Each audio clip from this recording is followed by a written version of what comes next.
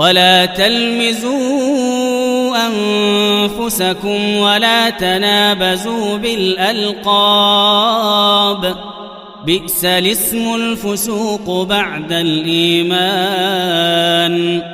ومن لم يتب فأولئك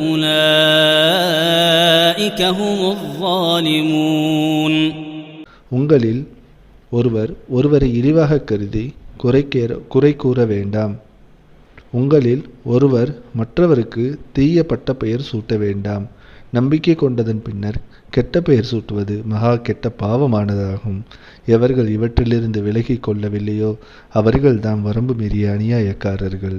And do not find fault with one another, nor call one another with bad nicknames. Bad is the name of sinfulness after embracing faith.